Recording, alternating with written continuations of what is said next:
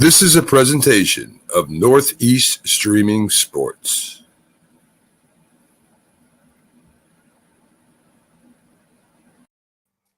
Good morning, everybody, and welcome to another edition of the Mac and Jack Sports Show on Saturday. Today, as always, we have Mac and Jack, the sports gurus of this northern hemisphere, and I'm trying to get excited here, and of course, Dr. Paul Seminger, famous author of a Yankees book. Something or other. He did something sometime. Yeah, exactly. I don't read any Yankees books, is. so I haven't read it yet. So I wrote a book called "The Great Phillies of All Time." exactly. That was a small little paperback. Hey guys, so good morning. How's everybody doing today? I'm doing real good, Pags. Had a little scare at the hospital. Everything went haywire there. I was in excruciating pain. Wife was all upset. I really thought I was a goner, so it was pretty bad. They gotta do much more than that to get rid of you. Yeah.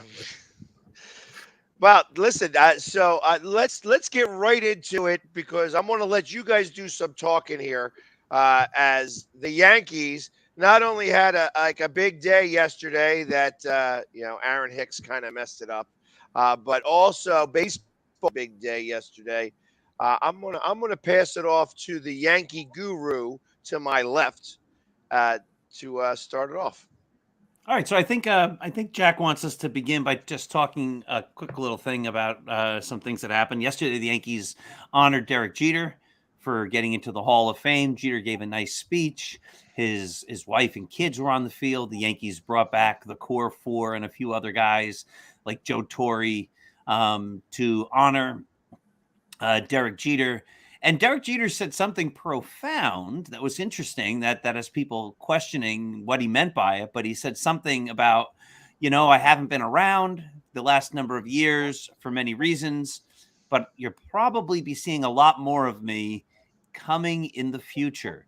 Now, does that mean he's just going to start attending old timers days, or does that mean the Yankees have a role for him in the front office, or who knows what that means? But it's interesting to know that there seems to be some talk of Derek Jeter becoming more of a presence with the Yankees in some way, shape, or form, because his absence has been felt. People have missed Derek Jeter. And it's always great to see him because he's a type of player that gives his best or gave his best every single day. He went out there and he played hard, and he did this seemingly impossible. I mean, that's part of what the Jeter legend is, the flip play. Like, nobody expected him to be there. Diving into the stands in that game against the Red Sox. There was a play in the World Series in 2000 against the Mets where he had ran to the other foul line and made a catch and a quick relay home to get a runner out at the plate.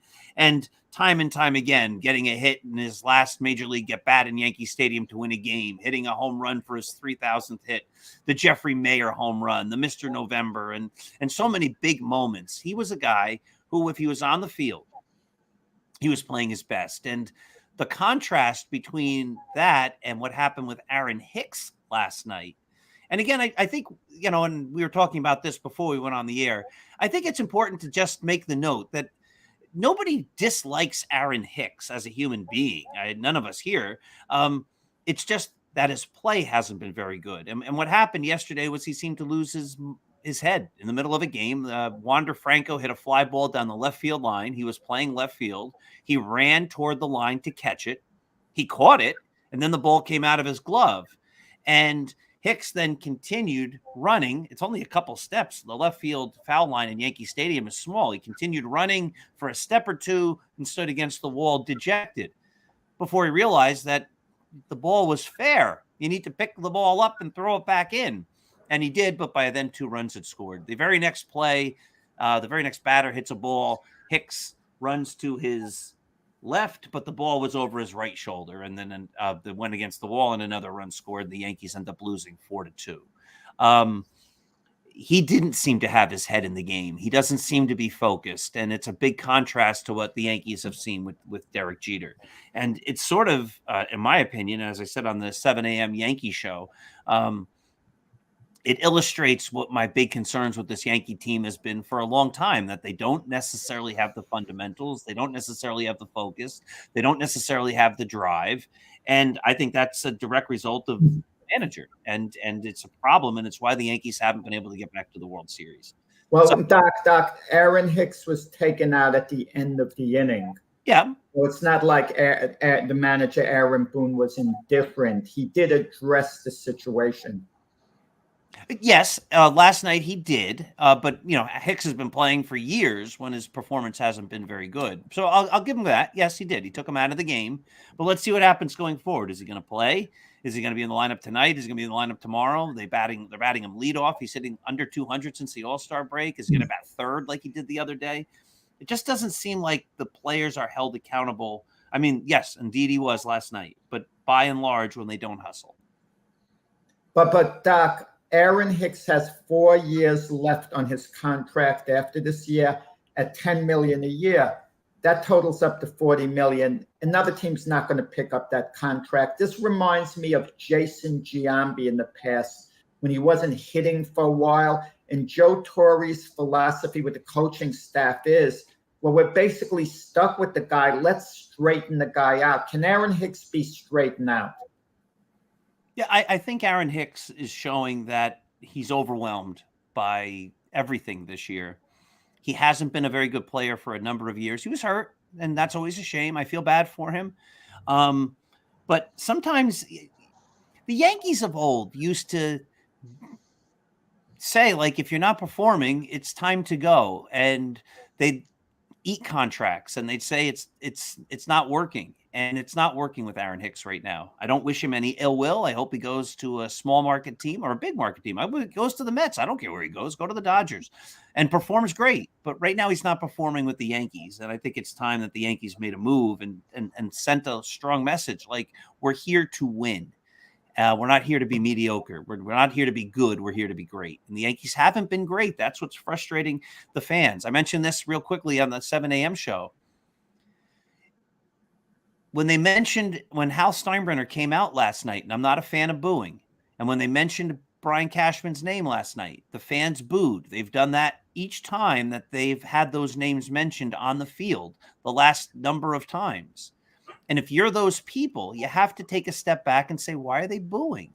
Why aren't the fans happy? What's wrong? We keep putting a winning team on the field. We've won for 30 some odd years in a row, but they haven't won the big prize.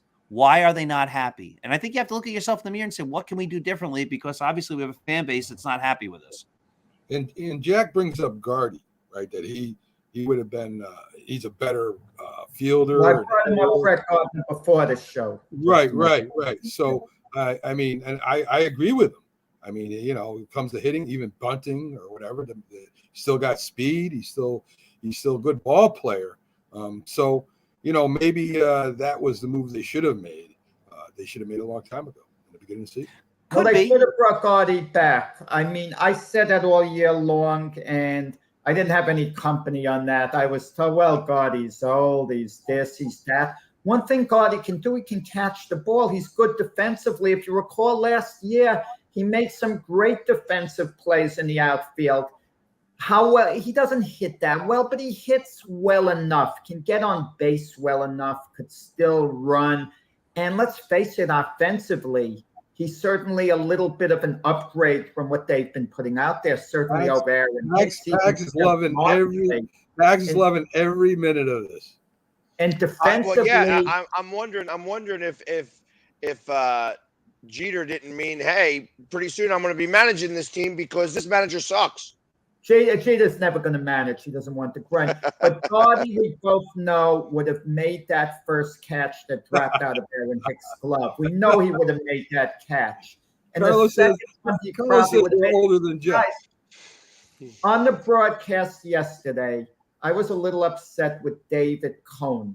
I don't know, did you pick up on this? David Cohn brought out analytics on Aaron Hicks missing the ball. I didn't even know they had these crazy analytics. He says, well, there was like a 70% chance of anyone catching the first ball and a 40% chance on the second. He's throwing out analytics.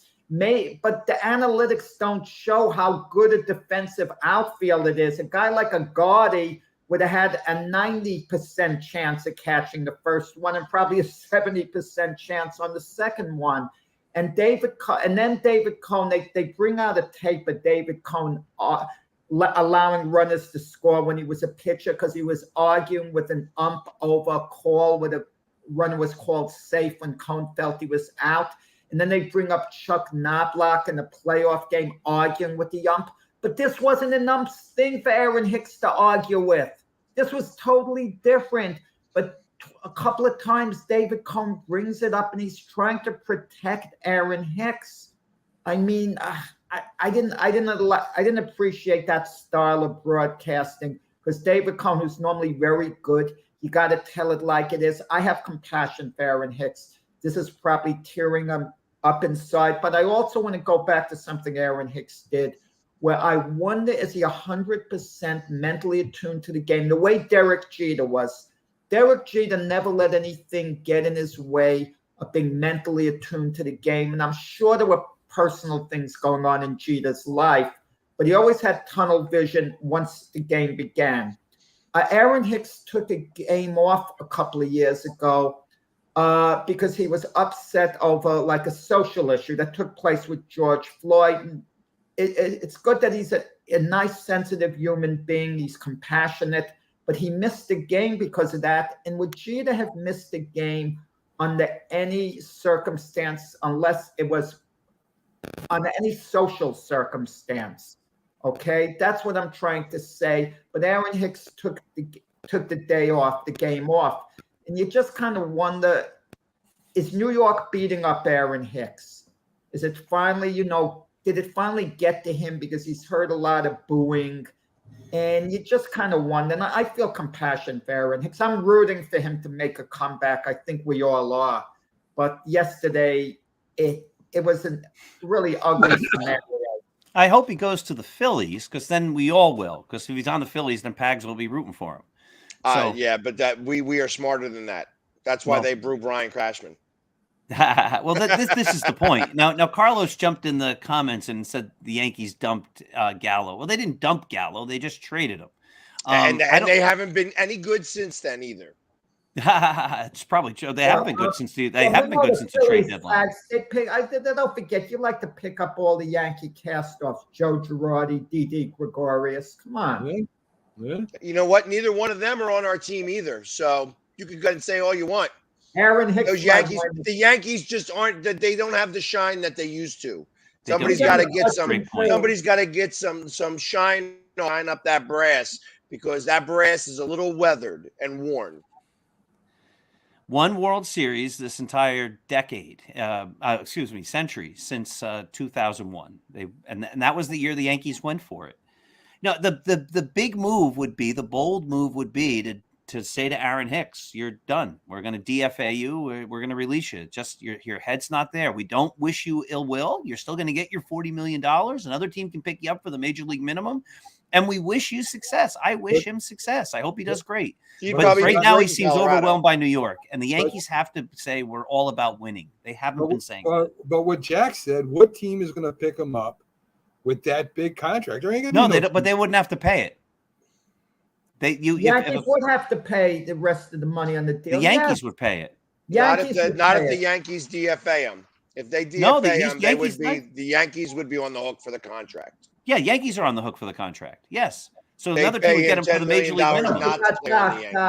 They need bodies out there for now, unfortunately. It's too late to call Gardy. It's too late to call Gardy. And I'm not sure Gardy had it anymore. I mean, we look back at what he was. Last year, defensively, he was very good last year. As you recall, he made a couple of phenomenal catches last year. And you're assuming because he's a year older, well, he slipped. There's no evidence there quite yet.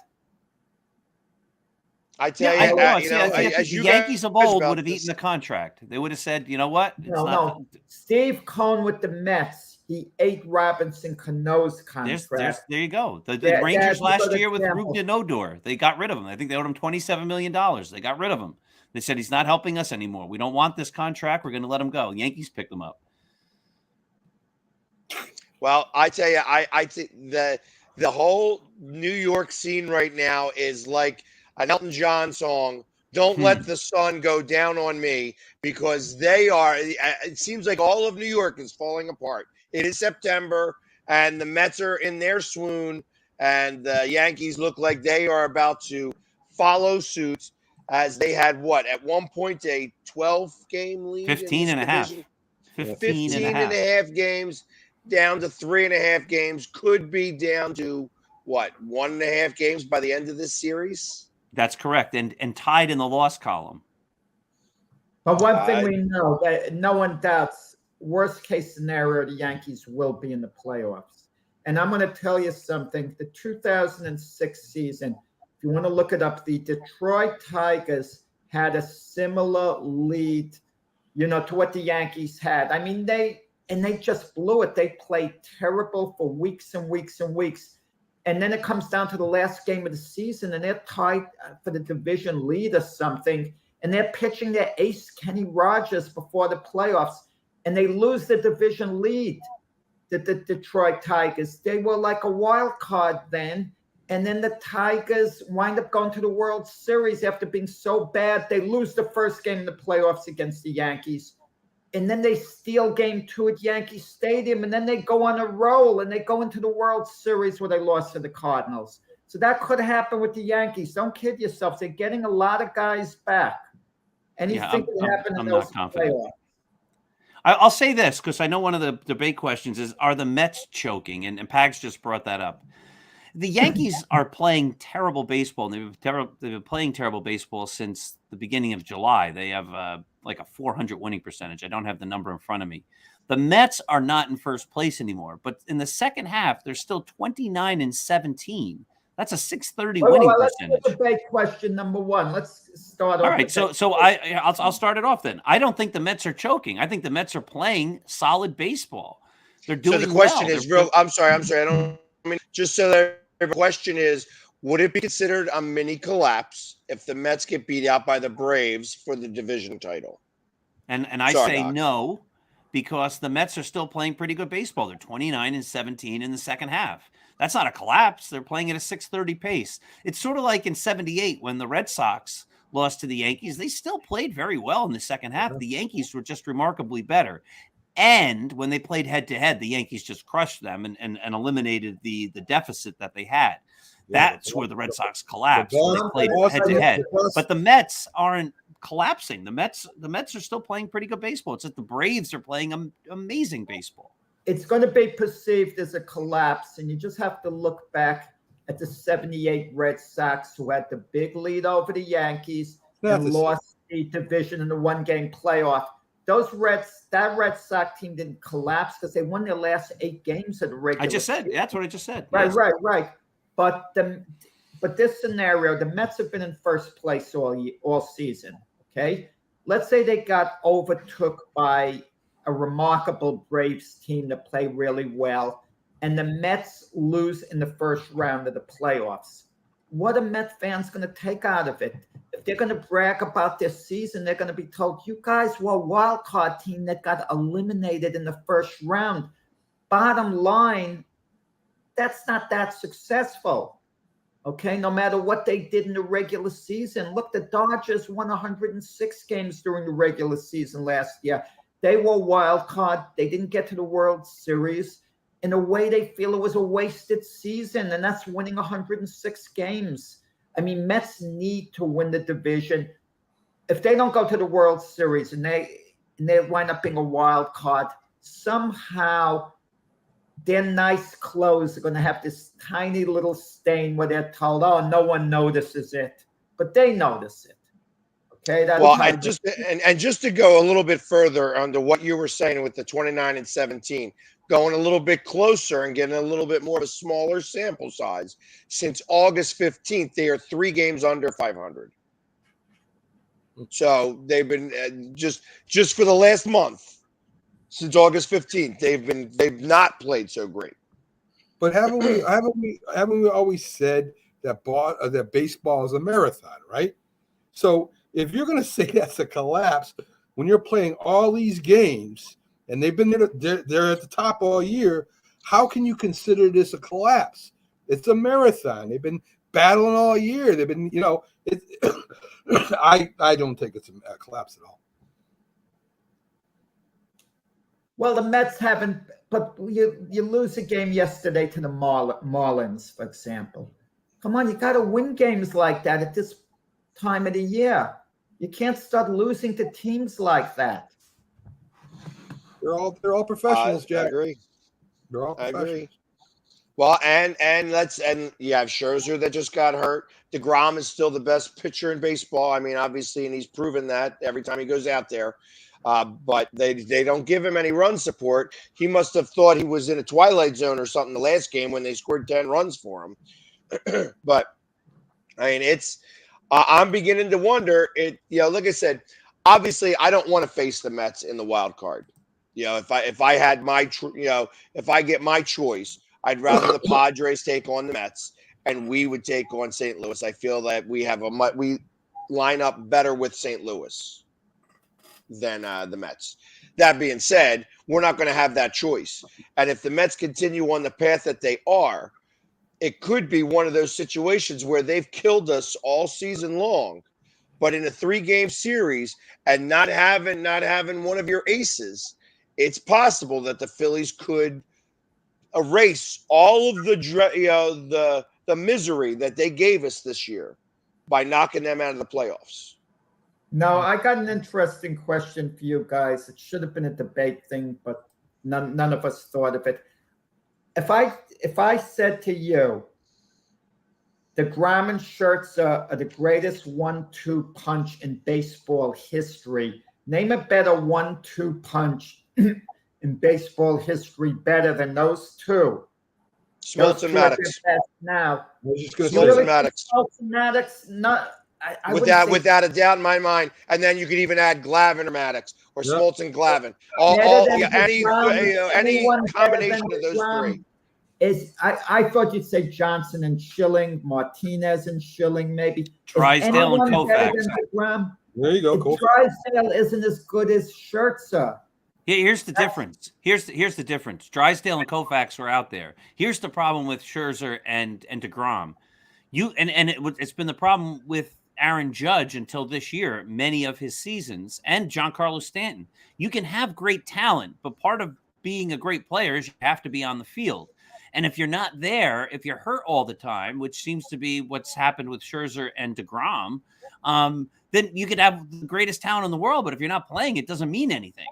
If they were pitching, ready for the playoffs, healthy, ready to couldn't go. The Phillies maybe Pax, when the Phillies had that great rotation in the 2000s, they had Cliff Lee. Name all those guys they had. They had like five. They had the 4 aces. They had the 4 aces, and then Blanton was the 5th guy.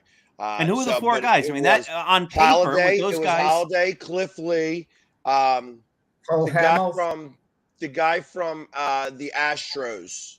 He was a great pitcher for a while, and then Hamels. But just on paper, that's like unbelievable. They were saying that might be the greatest rotation of all time at the time. Right, and they won 102 games, and we didn't do anything else. We lost to the Cardinals 1-0 in Game 7. Better than Clemens, Musina, Wells, and that crew. I would have to say, in terms of like even by longevity, that the Braves lineup, the Braves of all of those years. I mean, they didn't win a lot of World Series, and I'm happy about that. But besides that point, I mean, they were the staff that won and won, and what's all they did was win. Baltimore Orioles, 4 20-game winners. Palmer, Cuellar, McNally. I mean, they were stacked. Hey, the Mets, the 69 Mets, right? I mean, that staff was by the best staff in the league. Well, that's so this is everybody could say like, oh, hey, we got this, and that everybody's thinking that they got the best 1-2 punch that's out there. That's what makes it a debate question, because realistically, there's no way that we can really say for certain who was the best 1-2 punch of all time. Just that's- a thought that popped into my head. I couldn't think if they were at the top of their game and healthy and raring to go. I couldn't imagine a more potent 1-2 in baseball history than DeGrom, who's virtually unhittable at his best, and Scherzer, who's Hall of Fame great, super. Finally, Hall of Fame. Frankie and I agree on something. Frankie and I agree on that too. Nice to see you. But so I to go back to the original statement, I do look at this as a collapse by the Mets. Again, the Mets, obviously it's hard to keep up a 700 winning percentage all season long, and that you have ebbs and flows. But you can't tell me that the Mets aren't now thinking about that this is another swoon during a time where we don't need it, and we are, that they're starting to get in their own heads. I feel it's the same way with the Yankees. I think that the Yankees are going out there and trying to win. I don't feel like when you're saying that Hicks is, not fully, I think that what happened is that, all right, so he had that bad play, and then now he was dwelling on that bad play and had a second bad play. Earlier in the season, we had that problem with Alec Boehm. Alec Boehm would make a bad play. They'd hit it to him again. He'd wind up, because he was still frustrated about the one bad play, he made a second bad play. And ultimately, that's where the statement came out, I hate this effing place. Because he said that. And, of course, that made national news. And then he's like, no, I really don't hate it. I really was just more frustrated with my play. And that's where it came out to. So I kind of feel that probably is what happened with Hicks. That one bad play creates more bad plays. And they had to pull him out because you could tell that he was probably just over frustrated with himself. And now it's time to sit down because you can't bring that, because now because that just compounds it. That all being said, I mean, the Rays have had the Yankees number for a little while now. And the fact that they have to go do this down the stretch, they have another series with them too, do they not? This isn't the last series. This is it. Let me ask you three guys this. Let me ask you three guys just starting out with Mac. If you're the manager, do you bring Aaron Hicks back today, put him in the starting lineup to try to give him that jolt of confidence, saying, look, I got confidence in you. Forget yesterday. Today's a new day. Because if he has a good game today, let's say he played, he puts that fiasco behind them if he has a good game today. But if you sit him, you got to come back with him at some point. Logically, they're not going to release him this late in the year and send him home. He's going to be on the team. So you're going to use him at some point again. So why not just get it out of the way now, perhaps? I mean, just not knowing the makeup of the Yankees, I would DH him. Yeah, that's where I would have him in the lineup and not out in the field, specifically because now you're just saying, listen, I want you to be involved in this game. I need you to be moving forward.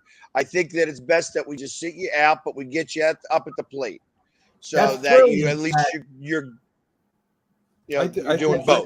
Brilliant, Pax. Good thinking. Yeah, Mac, you're gonna go.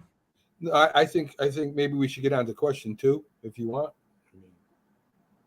I thought we were going to just finish this. Okay. All right. So Pags got it under control, Mac. We could relax. Pags got the order. Yes. Yeah, don't worry about it. Yes. All right. So I would not play him. He would sit on the bench today. I think if he gets up there at the plate, he's going to be showered with boos from the Yankee Stadium, and that's not going to help him at all. And I think the Yankees have shown a very long leash with a lot of these guys. And the what happens is he had a big double the other day, and I mentioned this again on the early show. And IFK hit a grand slam, and then what seems to happen is all of a sudden they go, "Oh, he's back! Look, he's back!" So IFK was 3 home runs this year, and I know everybody's injured and all that, and they're decimated. But then the next day after he hits a grand slam, he's batting cleanup. I mean, it's just like at some point it gets silly. So Hicks hits a big double. It's his first extra base hit since July 19th or something. And they're like, oh, he's back. He's not back.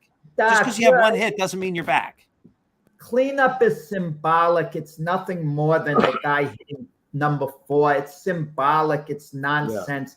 doesn't mean they're looking at him as a power hitter. Aaron Judge has hit number 2 a lot of the times. Symbolically, the number 2 spot would be for a guy to bunt with a leadoff hitter getting on. That was the old timers mindset. It's strictly Look, IKF. symbolic or not, you don't take a guy who has 3 home runs at batting cleanup. It's just silly. Right, but cleanup is a silly term at this. Batting order construction still matters.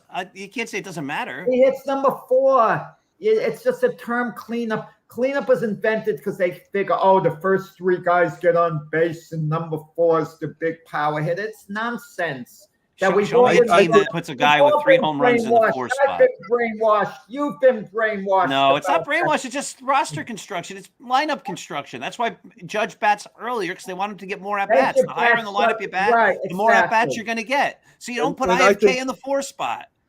I think the number 3 batter is way more important than the number 4 batter. I agree.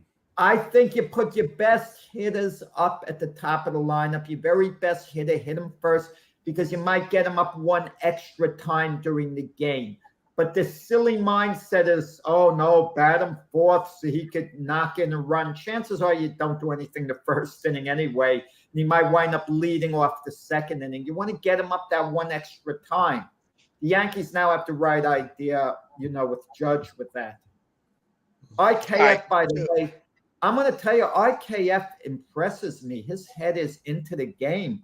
I mean, he does all the little things really well. I wonder when the Yankees' 2 shortstops, one is up already, Peraza, and then Volpe comes up. Is there going to be a spot for, IKF? But Peraza might be the second baseman. Volpe might be the shortstop, vice versa. And I don't know what happens to Gleyber Torres. How come the Mets are so stable? We don't talk about all these switches with them. Because they have Buck Showalter, and because he's too old, we don't want to say that anybody's senile. That being said, we're done talking about New York baseball right now because there were some rule changes. We're going to call a little bit of an audible on the debate. There were some rule changes that got signed into law, I guess, yesterday. I'm not a big fan of these rule changes. Some of them I am. I am okay with the pitch clock. I am not okay with the pickoff moves. And I am not okay with the no shift. I think if you institute the pitch clock, you don't have to institute the shift ban. My personal opinion. The pickoff thing, not a big fan of that. Only because now if you go to try to pick the guy off twice, now he's already going to get awarded second base because now he can take as long a lead as he wants because you can't pick him off again. You got to go to the plate, which means now he's halfway between first and second or second and third because that works both ways. If you're trying to pick a guy off of first base, and the guy's at third, you could almost steal home at that point.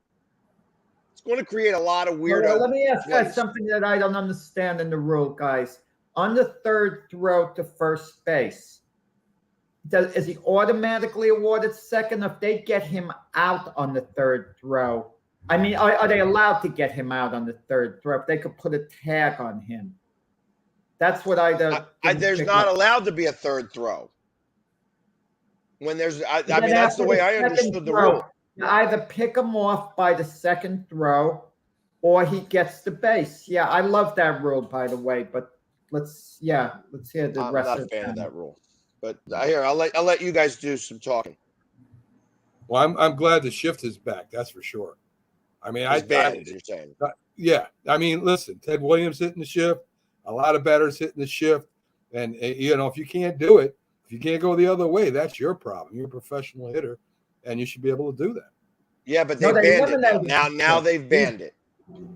So you can't do the shift, and you have to have both feet in the dirt on the infield. Yep. I'm not a fan of either one of those calls. Nope. And then when you have the AstroTurf, so now when you got fields like whether you have the AstroTurf, they got to have the line out there so that you can kind of see where the dirt would be. Well, I'm going to tell you something that I'm a fan of that the analytics have shown in the minor league games with the pitch clock and all. It sped the games up by an average of 26 minutes. and that cuts down on the length of games. And I think we could all agree on that. That one thing is positive, speeding the game up just a little bit. For years and years, I thought of that in my head, the pickoff move, that the pitcher should be capped on how often he could throw to first base. And I kid you not, guys, I've been thinking about this for decades. That's how I felt. And finally, it became a reality out of nowhere. So that's great. And let's not leave the batters out of this, right? They get in the batter's box, they get out of the batter's box, they're adjusting every piece of equipment they have. They're up there for a friggin' hour doing it. It's ridiculous. Well, but they can't do that now, Mac. Right, exactly.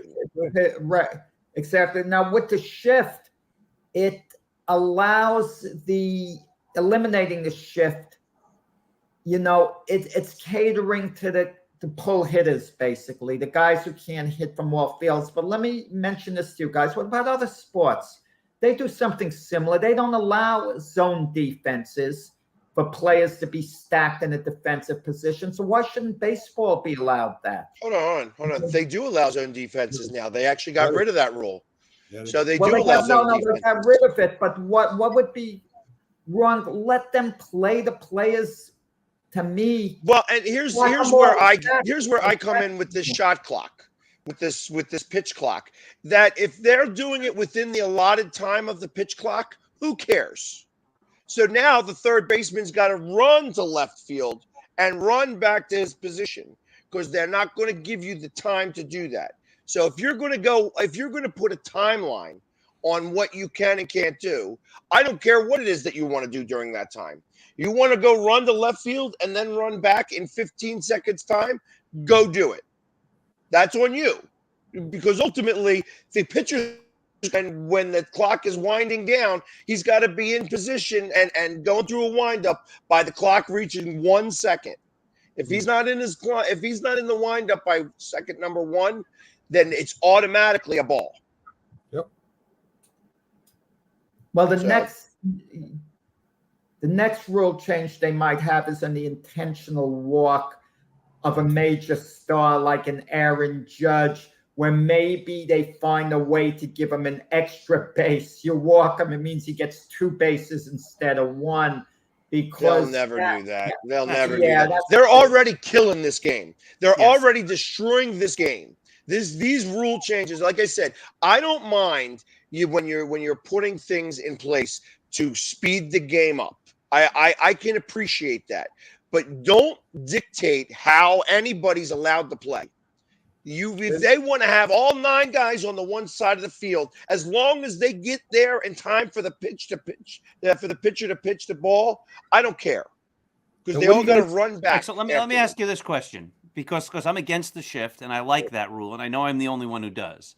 But you're saying that you can't say where the players play, and there is no rule. Okay, fair enough. So let me ask you this: with nobody on base, why do you need a catcher? Well, because again, that becomes now it becomes a matter of the pitch clock, because you got to get the ball back to the pitcher.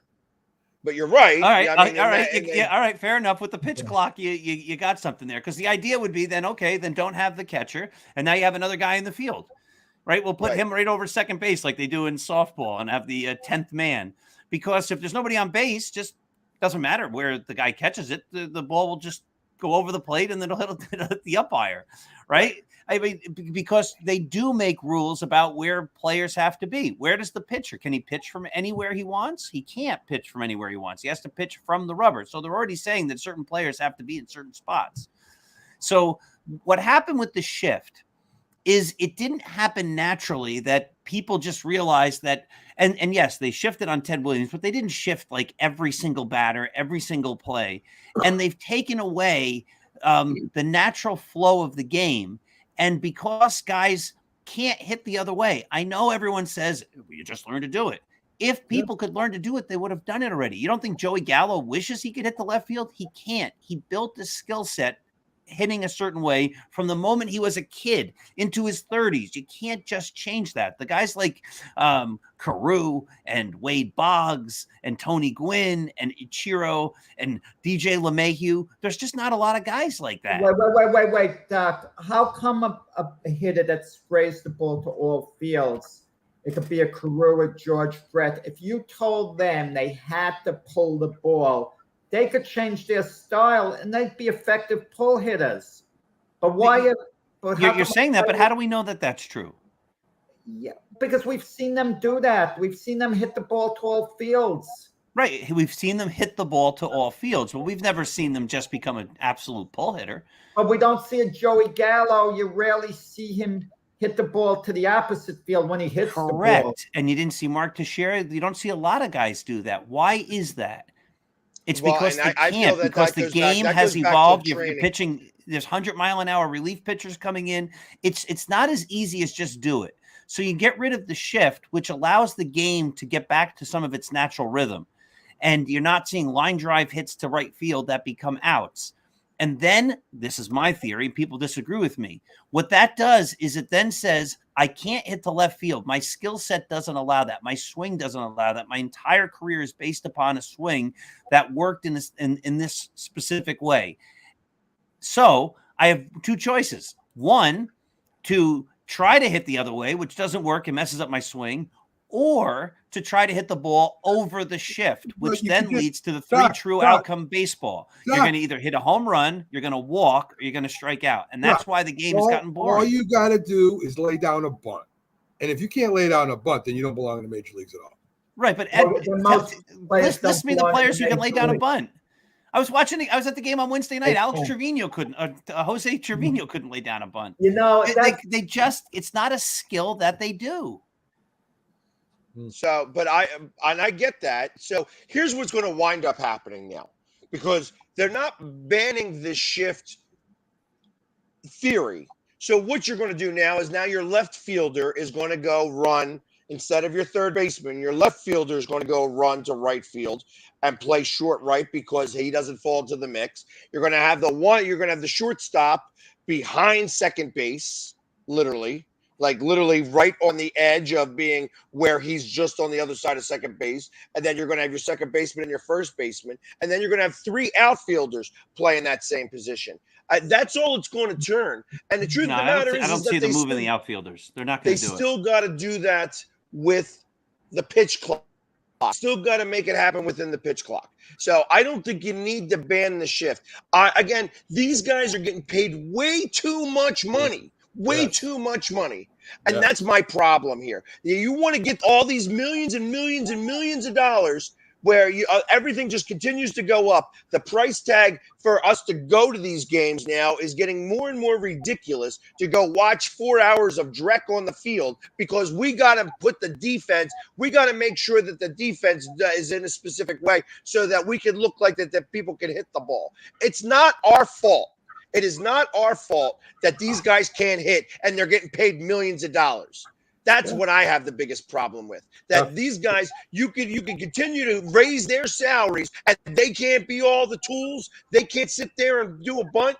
They can't hit there inside the shift. That's not our problem. And as long as by instituting the pitch clock, I think that you give everybody the right amount of time to do whatever it is they want to do. So if they want to shift, that's fine. But now you're wearing out your third baseman by making him run back and forth. So maybe you decide not to shift because of that. But that's on you, not on the rules. That's what I have the problem with. Baseball has been this way for over 100 years. Now, all of a sudden, we got to get smarter about it. I don't think it has anything to do with the speed of the game. I think that they're trying to just generate some more offense. That's why they're banning the shift. Baseball hasn't been this way for 100 years. This overabundance of the shift has only been the last number of years, 10 years maybe, probably not even. That's been the change. The change isn't that they're outlawing the shift. The change is that there was a shift that was used on every single player. Yes, it was used on Ted Williams, but it wasn't used on all the players. It was a unique thing that they tried, and they didn't use it always against Ted Williams. It was used like in a year or two against Ted Williams. It wasn't used throughout his whole career. And there was this sense that the players played where they're supposed to play. Then that changed, not because of great strategy. It changed because of analytics. And they said, like, there's a 90% chance that the guy's going to hit the ball to this exact spot. So let's put an extra player there. They're not going to move the outfielders because on the off chance that a player does go the other way, if your left fielder's in right field, that then becomes an inside the park home run. The risk reward isn't worth it on that. But to move your shortstop to right field to give up a single to the left side, that is worth it because most of the time the guy's going to hit a line drive. It's going to be a real line drive single like it would have been for 100 years. But because they put the shortstop in right field, now it becomes a ground out. That's why they have to shift this, because the only way to beat the shift, and I know we can all say hit against it, it's not that easy. If it was, they'd do it. And they tried for a long time. So the only way to beat it is what Ted Williams tried to do is hit it over the shift. As much money. There you go. That has nothing. The money has nothing to do with it. It has everything to do with it. It has nothing to do with it. Listen, and how about the relievers too, right? We got all these relievers coming in all the time, throwing 100 miles an hour, so you can't really pull the ball. I mean, they have it the way they want it, Doc. I'm sorry. Yeah, I'm not a big without fan. the shift, you're going to see a better brand of baseball next year. So, and I still believe that you're going to start seeing them moving the outfielders, even if you move the center fielder to more short right, and you move the left fielder over to cover over more space. I think that you still can have a variant of that shift. They're not blocking the shift in total. They're making everybody now all of a sudden you got to be on the dirt. So what happens if you're not on the dirt? What is the result of that? Do you give the guy a single? Is that what happens if you decide that you're going to play off of the dirt because you want to play a little bit further back? Because sometimes hitters, you want to be a little bit further back on second base or at shortstop. Yeah. You want to be a little deep. But now you're not allowed to because Manfred said you can't. That's ridiculous to me. It's all ridiculous to me. I want to tell you how scary third base is, right? They squared a bunt, you come charging, and they pull the bat back. And you slide down. You don't know what the hell's going to happen. Take your head right off. So listen, guys, I'm still going to hold to this.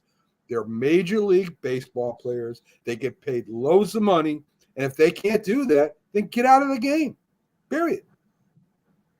Yeah, and that's again, if you got guys that would be hitting singles. Hey, listen, Ted Williams did not hit against the shift. Just so you know, Ted Williams pulled the ball even into the shift. So you're saying Ted Williams don't play? Ted Williams, get out of the game, Ted. You don't belong. Guess what? Ted Williams still hit 400 ? Did he? No, he hit 400 once. He hit 400 once. Yeah, but he still hit like 300 plus. Yes, he did. Hitting into the shift. Even with the shift. That's right. So obviously he was good at it. But he's Ted Williams. Yeah, that's okay. That's okay. He's right. He's not everybody's Ted Williams. No, Ted Williams didn't make any money either. You have to understand what Doc's coming from. He's a compassionate human being. He wants Joey Gallo to have a job in Major League Baseball. He's looking out for the Joey Gallo types. I love Joey Gallo. I love being able to announce what he did yesterday. And since the whole thing about baseball, it's a long game. We know that, but that's what it is. We bring our families out there. We, even at the minor league level, they got different activities for the kids. I mean, that's the beauty of baseball. That's what baseball's all about. So I don't want to hear this nonsense about the players not being able to hit in the shift and all that. So I don't want to hear it anymore. Here we go. There's something for you, Doc, because I feel like I've been yelling at you. Thank you, Rick. Thank you. That's awesome. I appreciate that. The least among them. Hey, if you're in the New Jersey area, I'm actually going to be in the Mahwah Public Library this Monday, the 12th at 7 p.m., talking about that wonderful book, The Least Among Them. Beautiful. Just won 2 more awards as well. Thank you. It's great. Father and son story, marathon. I mean, it's great. Great book. There we go. So, I mean, that's what happens. That's the type of entertainment that you get here. We get, award-winning authors, both in boxing and in baseball here. And then there's me and Mac. And it's all fun. It's good. It's good stuff. And as I said, and I said on the show preview, I'm still reading the back of cereal boxes. So, I real quick before we go to a break, I'm going to throw out another debate question. We're going to change a little bit to basketball. Is it fair to blame the New York Knicks owner James Dolan for the team's lack of success? Of course. I figured this is a good 10-minute thing that we can talk about. I'll start up quickly. No, not at this point. You could have done it before, but you can't put a lifetime blame on a guy. He hasn't been that involved. He's left it up to his people to run the team, basically. We haven't heard anything Dolan has done that's been negative. This latest thing where they didn't sign Donovan Mitchell, he left it up to his people to get it done. Money wasn't the issue. He would have paid whatever it took. They had to make the proper trade. The Knicks didn't feel comfortable with what Utah, wanted to get from them. Keep in mind, James Dolan is the owner also of the New York Rangers. We don't hear anyone complain about the Rangers, his ownership with them, do we? But we hear about the Knicks because he made a mistake years ago. He brought in Isaiah Thomas years ago. Okay, that was a fiasco. Bringing in Phil Jackson, to me personally, was a big mistake. Big. But to most people, it wasn't at the time. This is Phil Jackson, who had, 11 championships, 6 with the Bulls, 5 with the Lakers, and he was a former Knick player on the team who had 2 championships with the Knicks. He was bringing in one of his own, in a sense, in Phil Jackson. But Phil Jackson was lazy at that point in his career. It didn't work out, but the intentions were good. Look, they got Larry Brown before to coach the Knicks, but then there were conflicts with Brown, with Isaiah, whatever. And no, he made mistakes in the past. You could have maybe blamed him in the past, but that window is now shut as far as blaming him, for years. And let's not blame James Dolan year after year after year, because he's left it up to his people, and it just hasn't quite gotten done with the Knicks. And the Knicks aren't that terrible. Think of it. The year before last, they were 4th seed. So it's not, and even right now, there may be a little better than average team, you could argue, or maybe just average, but they're not a disaster, the Knicks, as they're constructed right now. So, to me, don't blame James Dolan. Yeah, I would agree that the Knicks aren't terrible, but they're not good either. And I don't know. Obviously, I don't know enough about the Knicks to be able to speak 100% intelligently. I know that if his ownership model is built anything like the Harris Group, that you got to start to hold responsible the guys the Harris underneath Group. you. Tell us who the Harris Group is. The Harris Group is who owns the Sixers. They also own the Devils. They own sporting franchises. That's what Harris is the owner of the Sixers. Is the president and owner of the Sixers. But he also owns the Devils as well. And the Devils have been bad for quite a while.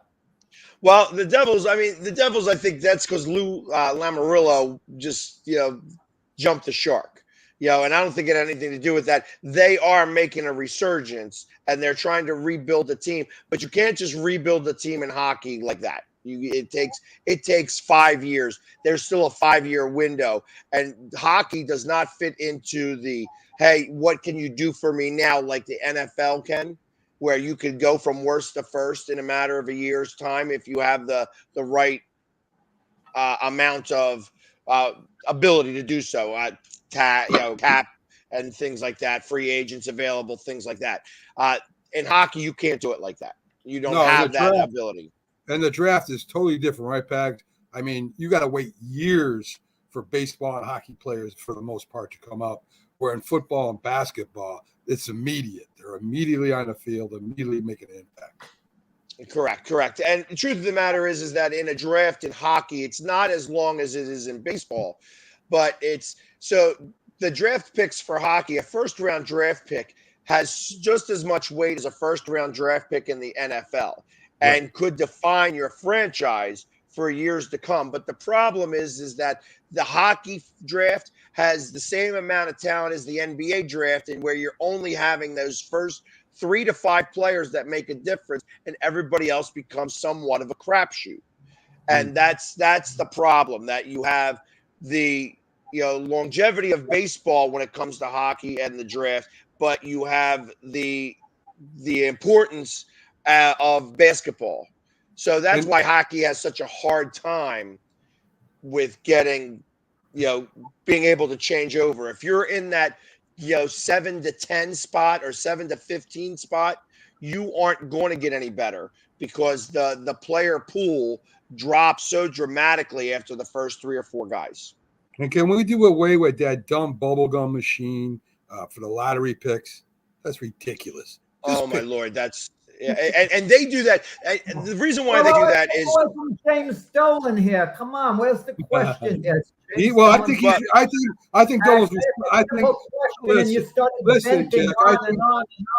I think Dolan is responsible for that bubblegum machine too. Right? So, we could talk about that in hockey later, because hockey's really unimportant now, and they're getting ready to get started up. They start in the middle of October, so right in the middle of baseball playoffs is when hockey will begin. So it's not as big a deal. So, but that being said, let's take our commercial break now, and we will be back after that to go after more. And look at this, we got Sal. Hey, Sal. He's agreeing with everybody else there that the Yankees stink and that they're going to fall apart. We're waiting, Sal. We're waiting. What happens if I get my Yankee card back? If that happens, nope. We'll see if you get the. And they get bumped in the first round. I'll give you your Yankee card back. I never took it from you. That's my Doc. You don't have possession of that. That's my card. There we go. I won't be losing any sleep over not getting it back if that's the scenario. All right. I don't know. Exactly, because he's just it's Jets time of year now, so he doesn't have to worry about it anymore. But we'll be back right after these commercial messages, and we'll be back with the debate show. All right.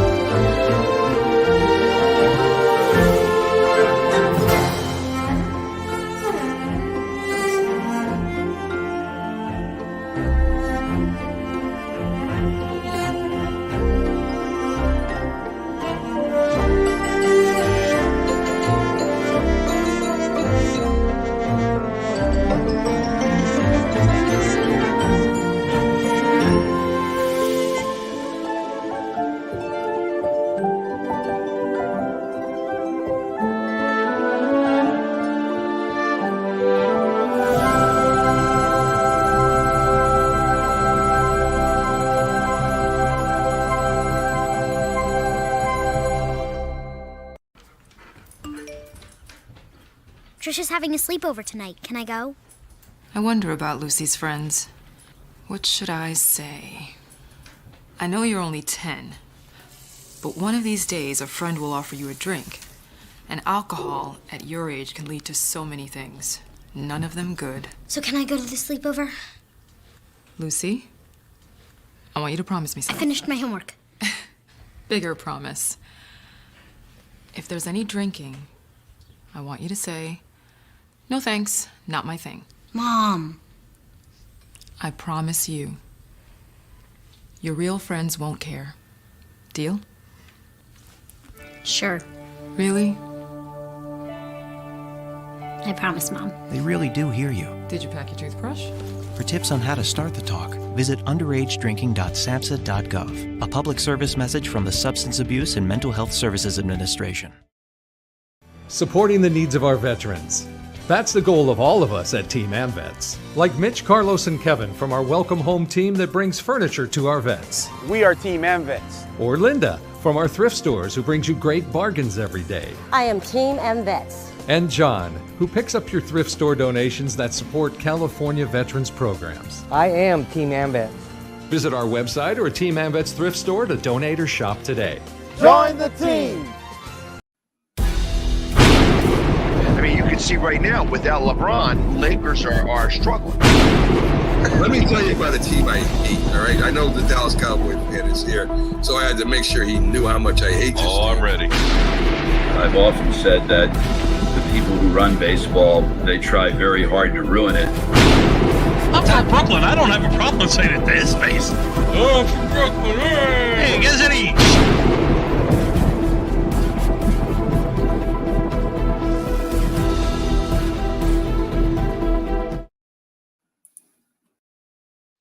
And welcome back to the Mac and Jack Saturday debate show with Mac, Jack, Dr. Paul, and myself, the Philly sports guy. You know what? Real quick, as we come back into this break, off of this break, I'm throwing another curveball here for a debate question because this is what I'm annoyed already. We're after Labor Day. We just finished Labor Day. I'm starting to see Christmas decorations out. And I'm seeing pumpkins everywhere. Pumpkin this, pumpkin that, pumpkin spice. Thoughts? We won't make come on, I don't know what nonsense you're trying to bring up, but I will say this with timing. If you're talking about timing or something with how we should make mention that the US Open is going on.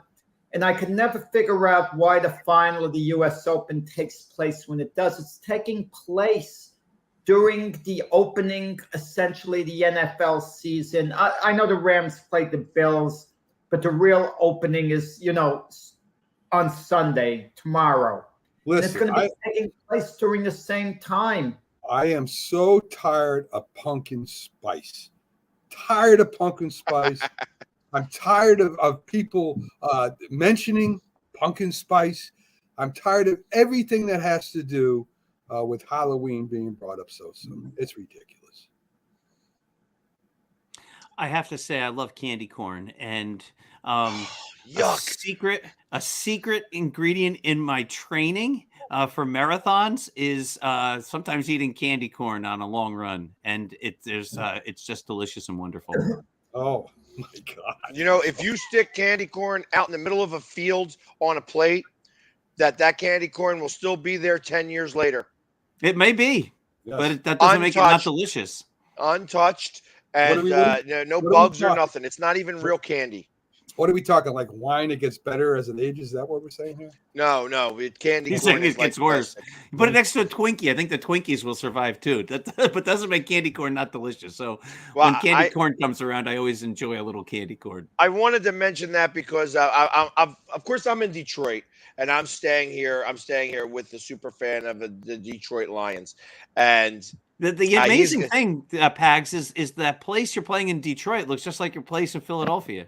I know it's hard to find. Bringing that piano is a pain. That must bring it with me everywhere. But that being said, he's got like 4 sacks of cookies that are pumpkin with the pumpkin cream. I'm like. I'm just saying I'm not a big fan of pumpkins and such like that. It's that time of year. I understand the whole cornucopia of Thanksgiving and Halloween and Oktoberfest and all this other stuff. You're like Pags. You're a typical Philadelphia guy. You're just like Rocky Balboa when Adrian said to him, Rocky, it's Thanksgiving. He said, to you, it's Thanksgiving. To me, it's Thursday. You're that type of guy. I'm a little bit. I love Thanksgiving. Don't get me wrong. When I am giving thanks for the fact that I have people around me, I have a roof over my head. People forget the basics on why they're supposed to be giving thanks. I feel You know, I feel like that social media has kind of changed that. You know, that they're thankful that they, you know, get to eat a whole bunch or get to watch football.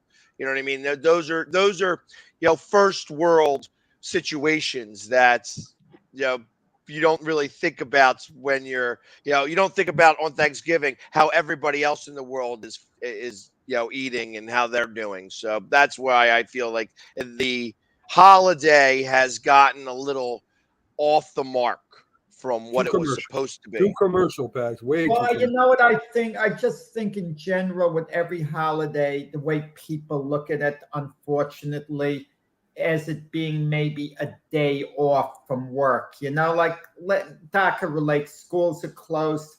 And even though people might appreciate the holiday, the reason for it, first and foremost, kids are thinking, oh, I don't have school. Staff is thinking, I don't have to go into work. That's how it is, you know, at least in the United States. I mean, that's kind of like a mindset. But we try to appreciate holidays, you know, best we can. And the apple cinnamon candles and apple cider donuts, you can keep them. Unfortunately, it would give me Aj. Yes. You know, so not, and understand that you're not Italian. Aj means that you know, heartburn. Max, I know for Thanksgiving you're looking at the NFL schedule, like what you have there Thanksgiving. I mean, that's just the way it is. Sure, like sure. I still wish Madden was alive today. Nobody did it like him when it came to Thanksgiving. Well, hey, listen, I'm in the world of Thanksgiving Day games here. You know, this is what happens in Detroit. They have Thanksgiving Day games. They play it at 12:30, 1 o'clock. The guy who I'm staying with has not missed a Thanksgiving Day game for, you know, I think that, you know, minus the COVID year, hasn't missed it for like 8-9 years. He's, like I said, he's super fans of football teams that don't do very well. I mean, he's got a banner that's hanging up somewhere around here that says the 4-time NFL champion Detroit Lions. Wow. Now, he wasn't I don't think his father was alive when they won their last championship. So it's I mean, that's just, but that's where I'm at right now. Is like I said, it gets a little crazy. And the fact that he's got the same fireplace as me is, it's kind of cool. That's weird. That's really weird. There you go. I'll take the Italian cookies. Biscotti. Bitzel, biscotti, I can do it all. I'm good with that. Yes, absolutely. Make sure it's real anisette. Real anisette. Yes, not the fake stuff. Right, exactly. All right, let's get back to our debate question. About, I feel like we've talked a lot about the Yankees, so I'm going to bypass this one. I'm going to go to the bottom end of this because this is something that that the doc can actually help answer with this as well. Which state is most likely to get a major sports franchise first? Delaware, Connecticut. I'm going to also add Arkansas and Utah. Oh, well, if you add Utah, I can see that happening. Wait, Utah has one. Eliminate Utah. They got the Utah Jazz. Yeah. They do have the Jazz. That's what I was thinking. Right. So then New Mexico. And Connecticut already had the Whalers too, so you can eliminate. They had the Whalers. Yes. So you know what I'd like to do? Jack comes up with most of the questions, and when he sent it, I looked it up. I started researching it, and I'm like, has this been something that's come up? Because I don't see either Delaware or Connecticut getting a team at this point. And if I had to pick one, I think it would be Connecticut because there are fewer teams in New England than in the Delaware area because you have Philadelphia and Baltimore, Washington, D.C., it's still close to New York. That's a lot of teams down by Delaware. Once you get above New York City, it's really just Boston, right? So, and Buffalo, which is way out west. So I could see Connecticut out of the two, but I don't even know where. Like I'd like Jack to give us a little of the background behind the question. I'm not even sure what my answer should be. I'm going to tell you why. Because they would have to draw people from surrounding areas. That's the only way it could work. And where Delaware is located, Pags, you might be able to answer this better than myself. How far is Philadelphia away from Delaware? So I personally live right between Philadelphia and the Delaware border. It takes me Right. 15 minutes to get to Delaware, another 10 minutes, and I'm in Wilmington. So, And it takes me 20 minutes to get to the stadiums. so if there was a major league team in Delaware, baseball team, hypothetically, okay, would the same distance basically be between the Baltimore Orioles and the Washington Nationals? Would it be a similar scenario with the Phillies and any team in Delaware? Yeah, they would be fairly close. That you'll see that the line of demarcation when it comes to baseball ends really at the bottom of Wilmington. That most of Wilmington is, I would say, Philly fans. Once you get a little bit further south on 95 from Wilmington, they become Orioles fans. And Okay, but if that's it's not a new team in either Connecticut or Delaware, where's their fan base going to come from? You know, whatever the sport is, it doesn't necessarily have to be baseball, it could be football, basketball, hockey. Where is the fan base? Because I can't see Red Sox fans going to Connecticut and supporting any Connecticut fan because they have an extremely solid fan base there. It's not like a loose fan base. And the Phillies have a pretty strong fan base. Are they going to adopt a team from Delaware to an extent? Okay, that's why I kind of wonder. But if I had to give an answer between the two, I somehow have a feeling it would be Delaware because I think it's a little more wide open as far as building a stadium. I think you could do something a little nicer there, per se. That would be just my guess if I had to give an answer. But Connecticut's bigger. It has more money than Delaware with all the New Yorkers that live down south, and they've already done it. So I disagree with it. I think, but it didn't succeed, Mac. But let's throw more states into the mix here. I think of Alabama and Arkansas. Both do not have a professional team. Alabama has a professional team. Their college team. Well, that's and how about college is what's the profession there, but that's I mean the USFL went there to try to make something happen. But the Braves are there also, right? They're a professional baseball team. They're in Georgia. Not Atlanta. That's in Georgia. So, I mean, that's still a little bit of a ways. If you were to put a team in Little Rock, Arkansas, you would actually be able to get from like a 4 or 5 different state area because they're going to come from like Oklahoma and they're going to come from the northern part of Mississippi and Louisiana and things like that, that you're going to have that. Now, I know when I say Louisiana, everybody thinks of New Orleans, but the top of Louisiana and New Orleans, it's faster to get to Little Rock, Arkansas than it would be. So Arkansas, I think, wins this debate, but I was thinking East Coast, Connecticut, Delaware. Yeah, I mean, because when you think about the West Coast, because the other place I think of is like Portland, Maine.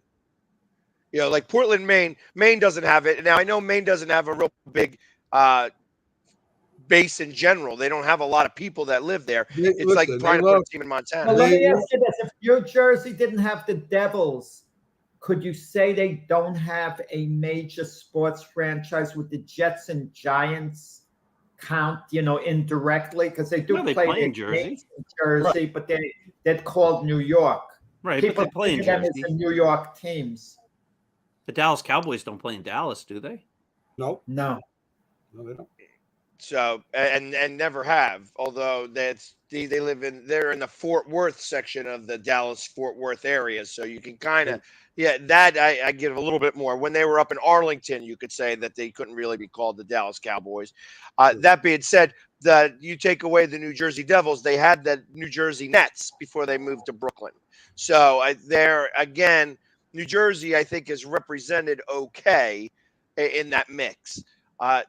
There's not really, other than the New York metropolitan area and Camden and like really maybe Trenton in the middle of all that, there's not really any other place to put a sports franchise that's going to be able to grab from so many different areas.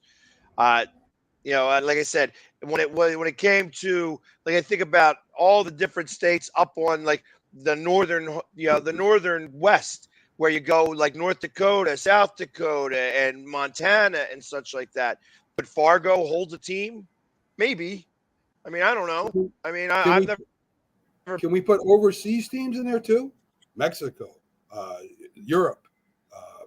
They could house fans there too. They have a big fan base. Yeah, but Hawaii, that's, I mean, Alaska. yeah, but also like they do have professional teams there.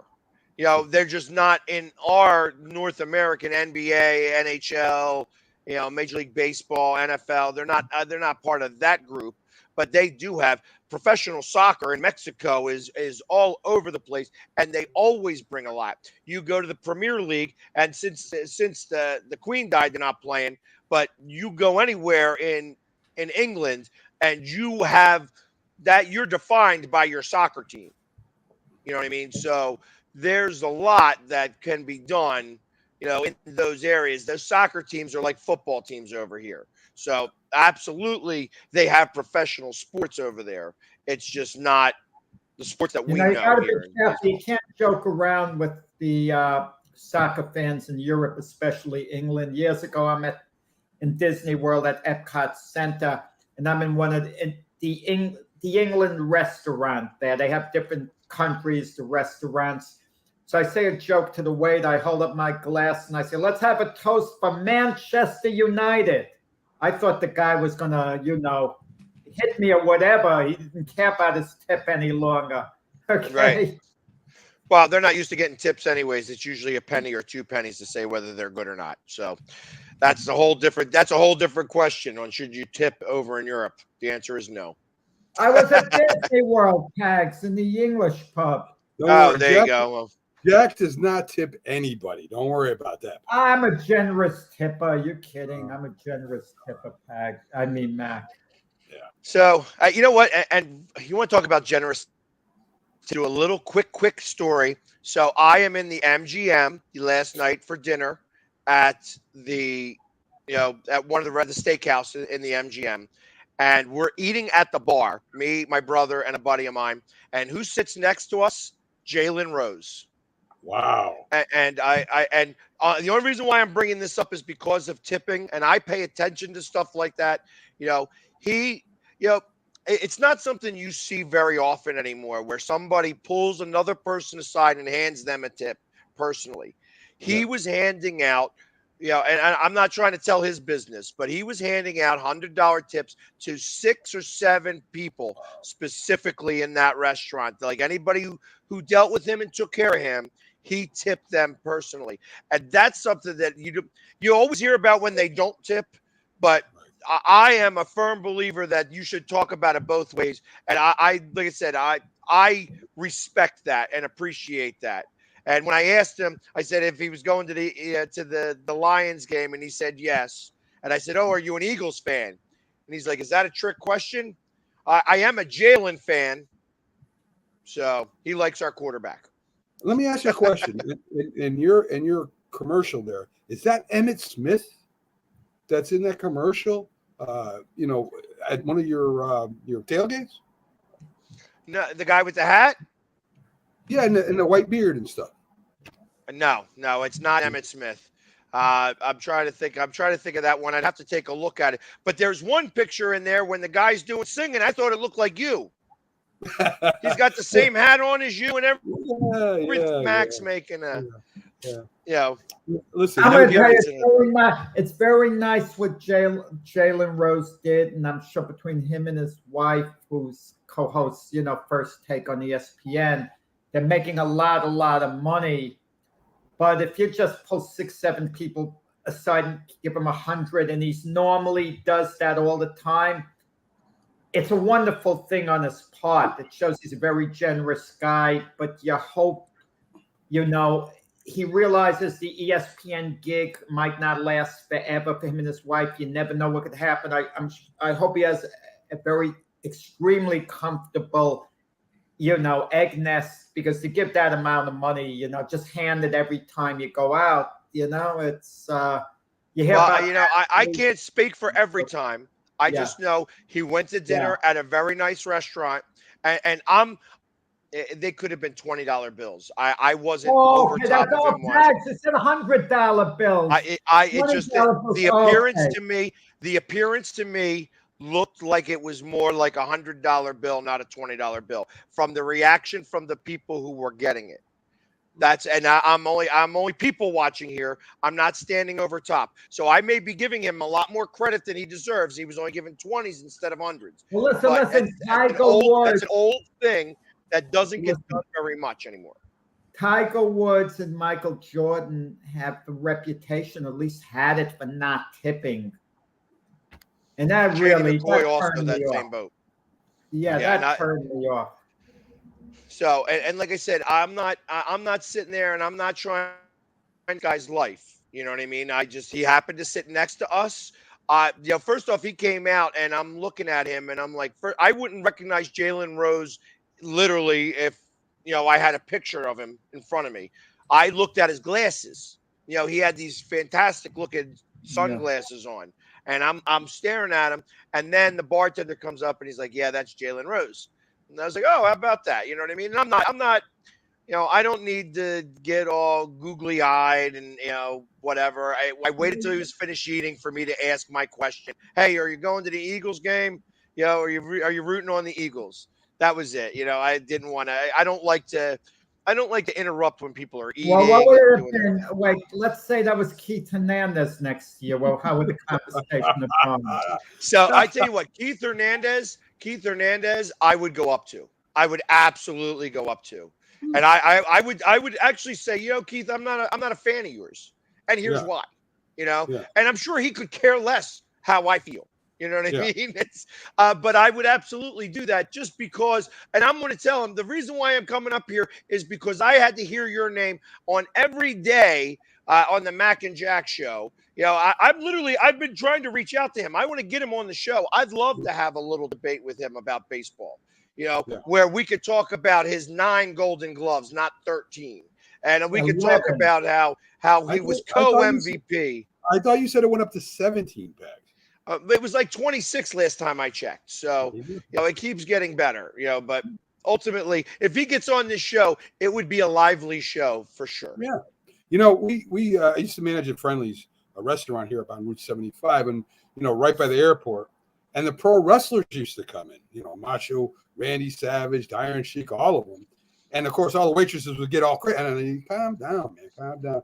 So I go over, I introduced myself to Randy Savage, and he kind of gave me, a desk there.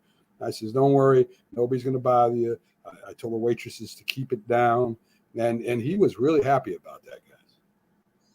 Yeah, you don't want to interrupt. I mean, the guy who was sitting next to him did try to strike up a conversation, and he was like, "Yeah, excuse me for a minute, I'm on the phone." Blah blah blah. It's like I don't like to interrupt people when they're doing that. These guys are human beings. The fact that they could play baseball, basketball, whatever sport. It's like I used to be a waiter at a Bennigan's. If you remember that chain, that was a great chain for a long time. And I would have Jim Fregosi, Darren Dalton, and Lenny Dykstra all come in, and they would of course sit in the smoking section, because Jim Fregosi was never without a cigarette. And I was usually running the smoking section. They would come in for lunch before they would go to practice or before games. That's too cool. You guys remember, Dallas Cowboy quarterback, Danny White. Yeah. He came off the field right on the bench. He's smoking a cigarette as soon as he came off the field. That was awesome. Well, yeah, that was the funny thing that from the '93 World Series, where you would see he would see Fregosi go behind the wall because he knew the camera was on him and they wouldn't let him smoke. And he'd be back there. You'd see puffs of smoke coming out from behind the wall, because he didn't want to see him smoking. But yeah, now they've banned tobacco in total. You're not even allowed to spit. It's all seeds. So let's get back to. Yeah, let's get back to some of these debate questions. We're done talking about tips and stories of old. You know what, Doc? We're going to start to teach you about football. All right, I know a little bit. John Riggins. Quarterback? There you go. Which quarterback is most likely to lose his starting job first? Yeah, I think it's Daniel Daniel Jones. Yeah. Or Zach Wilson. Right, because Daniel Jones is in the last year of his deal, and the Giants have to make a big decision. He hasn't been healthy. I don't see him being the long-term answer for the Giants, and if the Giants aren't playing well, there's no real reason to keep playing him. You know, this is only Zach Wilson's second year. He's injured. He's going to miss the beginning of the season, and the rest of the year, the Jets have a job to try to get him reps and to get him playing so that they can make an assessment on whether or not he's going to be a solid NFL quarterback. So he's not going to lose his starting job this year. It's Daniel Jones probably will, because I think next year the Giants are going in a different direction. I disagree with you, Doc. I think that the Giants, Daniel Jones will be around. Will have a good season. Zach Wilson will not. Zach Wilson is like a gunslinger, right? He's like a Brett Favre mold, where Daniel Jones is more like a Phil Simms mold, pocket, precise passing. And I think that them giving him another chance is going to be beneficial to the Giants. Like I said, Zach Wilson is a gunslinger. He's like a Brett Favre, and they throw as many interceptions as they do touchdowns. And that's why I think Daniel Jones will be around a lot longer than Zach Wilson. No, I think the question should have been modified a little bit, and it should have been, will both be the starting quarterbacks next year for their respective teams? That would have been a better question, because if Daniel Jones does have a very good year, Giants aren't going to move on from him. They are going to sign him. I mean, I think you'd have to sign him long-term, no? Long-term. And I get the Never. feeling this coaching staff with Brian DeBall and the GM Joe Shine, they're not thrilled about Daniel Jones. I feel they inherited him from Giant ownership, because Giant ownership made it contingent on them getting the job to work things out with Daniel Jones. And the agreement probably was, we'll see what we could do the first season, because the Giants are already scouting college quarterbacks for next year. And their GM Joe Shine admitted it. But once again, if Daniel Jones has a pretty good year, he's their quarterback next year, and they are going to have to address the contract situation with him. Then they can't let him go if he has a good year. They've invested too much in him, and then they be starting over with a college quarterback. And Zach Wilson with the Jets, it's a second year, second overall pick in the draft. And the problem with these GMs are, and we were kind of indirectly talking about this with baseball, with the Aaron Hicks situation. Once you invest so much in a guy, like a contract, years, you don't want to move on from him so quick, because you're admitting you were wrong. And that reflects on you as the GM. Number 2 overall pick in the draft. We could have gotten so many great players, and we wasted the pick. It becomes part of your legacy of a GM. So you try to milk it out as long as you can. Hopefully it could work out for you. Then eventually it gets to the point where, you have to move on. But it's not going to quite happen with Zach Wilson. I don't think, this year, unless he gets in there and he's absolutely horrendous. That would be the only way. So my feeling is the answer would be Daniel Jones if it's one or the other. But then again, it might be neither. I think that Daniel Jones was a bad pick then. I remember being there at that draft, and I just finished an interview with a Giants fan. And I had to go back right to him. I wasn't very far away. And I did a second half of that interview specifically because it was such a weirdo pick at that number 6 spot that they could have probably picked him much later in the draft, that he wasn't going to be in the top 10. And the Giants did have another pick in that draft in the first round. So they could have probably got him at like 16 or 17, which is where they were picking again. But instead, they got him at number 6. They weren't happy about it then, the Giants fans that I spoke about. But I think Daniel Jones, pick 6, Daniel Jones has not been what he was supposed to be. There was a little talk in that draft, though, I have to point out. The Redskins were going a little bit ahead of the Giants, that the Redskins were really interested in Daniel Jones, ahead of Dwayne Haskins. Yep. And so that's why the Giants at number 6 wound up, grabbing Daniel Jones. They didn't want to risk losing him. And Dwayne Haskins, tragically passed in the accident. He may have ultimately turned out to be a very successful NFL quarterback. We don't know what would have been as far as that went, but as far as the body of work that both showed in the NFL, Daniel Jones, I mean, you wouldn't rate him behind Dwayne Haskins at the QB position. I don't know. I mean, obviously, Dwayne Haskins was a bust in Washington, so much so that they had to drop him pretty quickly in the grand scheme of things because of things that happened off the field. And unfortunately, we thought he was turning his life around, and unfortunately, he doesn't. We don't know the entire story, but hopefully, he gets the rest in peace. That being said, I didn't think Daniel Jones was a very good pick. And the fact that Washington was looking after him, I might have considered letting Washington deal with it. Well, the quarterback position is very dependent on the team position, right? So the Giants didn't have an offensive line. They're changing offensive coordinators. And how can you expect a guy to be successful with that? You can't. He has too many things going on. And you had nothing there that he could fall back on. So I don't want to hear that. Daniel Jones is a good quarterback. When he played last year in the first 3 games, the Giants won. When they took him out, they just gave up. Well, I feel like first off, the Giants did what's his face dirty, Eli Manning dirty. I would have loved to. He should have finished out. He should have finished out his career, and allowed to, when they pulled him, when that coach pulled him and that coach didn't make it, if I was the owner, I would have stepped in and said, no. You don't do that to a guy who's won 2 Super Bowls and you ain't been here long enough. You ain't won really 2 games in a row. Communication with the ownership. The Giant ownership admitted they miscommunicated to the coach the way they should have gone about things. And the coaches offered to get Eli Manning in the game to keep his consecutive streak going. Eli Manning didn't have to retire.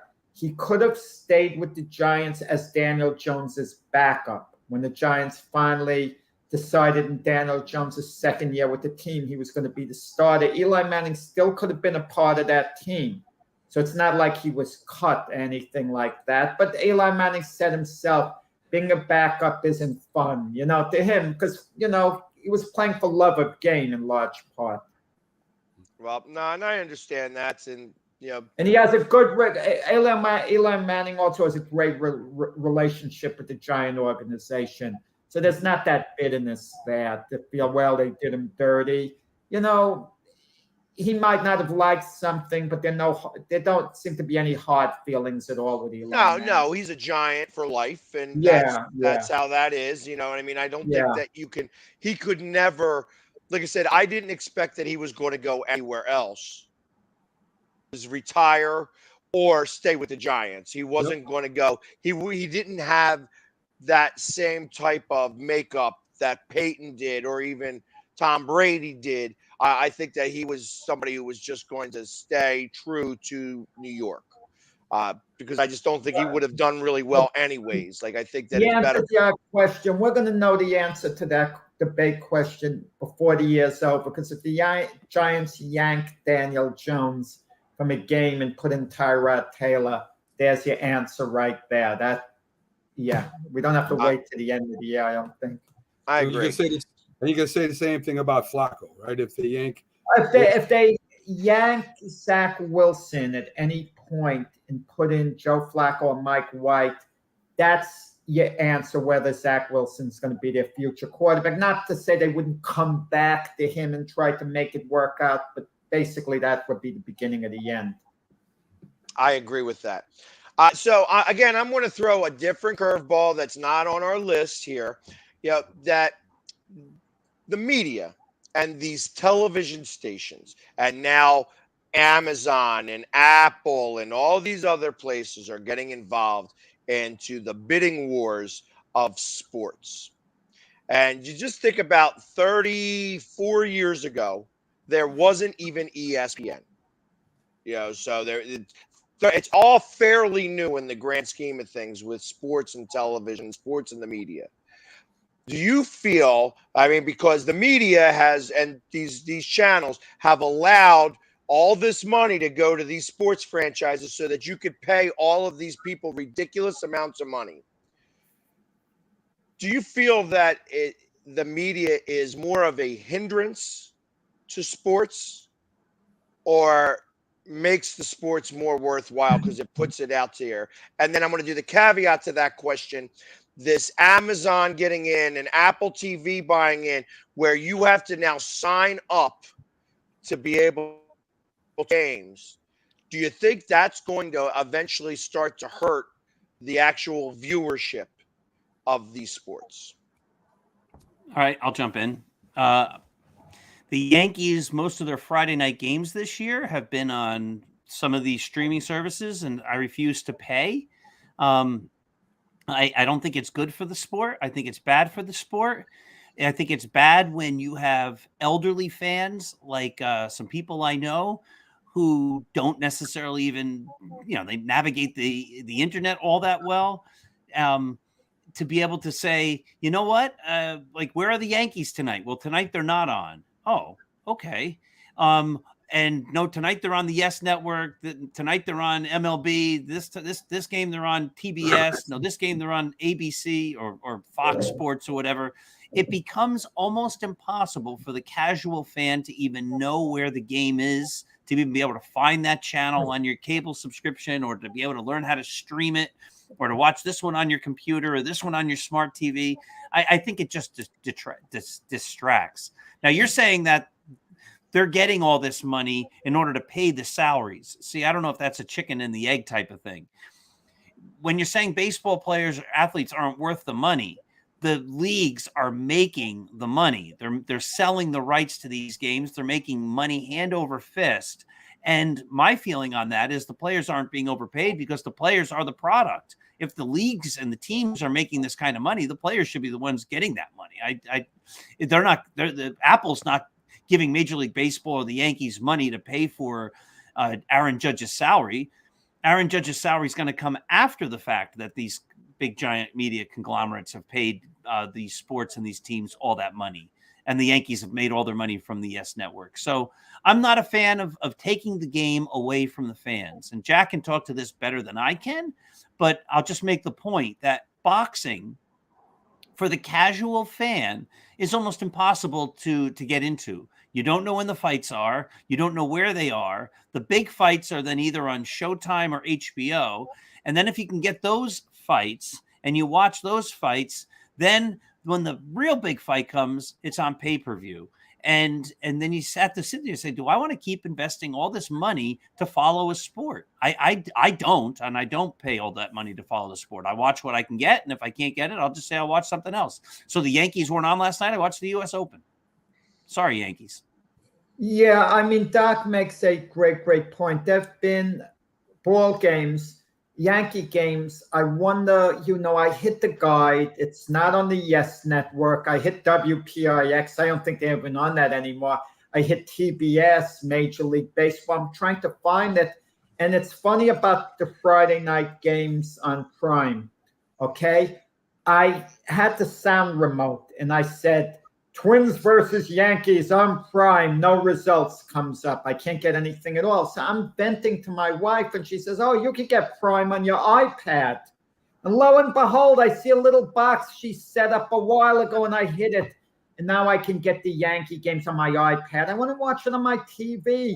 But for whatever reason, we haven't figured out how to get it on the TV, here. My Florida place, I get it on the TV, but here, New York. Just, all that is the app. That's just the app. You have to sign in to the app on your TV, on your smart TV. But just that little bit of technical difficulty that stops you from watching the game. Like me. I might not seem like an old timer the way I talk, but I'm not tech savvy because I wasn't brought up on that as a kid. The kids today are so much smarter. They were brought up on that. They're born into the technology. But someone like myself isn't. And you also, when you're older, you tend to become dependent on other people with the technical stuff like that, because it comes so much easier to them. So you say, okay, figure that out for them. You kind of become a little lazier that way. But now I get the Yankee games on Prime. I could get the Thursday night NFL games on Prime. But a lot of people can't. They can't figure out the channel, where it is, and they kind of get fed up. And some people don't subscribe to it. They don't want to pay the extra money. And as a result, they're not getting Friday night Yankee baseball if they're Yankee fans. Well, let's not leave out big business, too. They really run the sport. The big sponsors, those hefty contracts, they really run the sport now. They have all the claims to it. They override. I mean, even an owner, they'll override. You see what happened with the Redskins. They are now in charge, and big business is where it's at in sports right now. Well, I agree. And real quick, just to go back a half a sec to Jack, when you're using that typewriter, is the 1 and the L the same thing? Do you have one of those old typewriters that start with the number 2 because you have to use L for the number 1, a lowercase L? You're muted. Yeah, I'm working on a boxing story. What has become outdated in the sport, like certain things that were fixture of the sport, like the typewriter, no longer, reporters at ringside typing with a typewriter. That's ancient. Fight posters, ticket stubs. I mean, that's, no longer applies.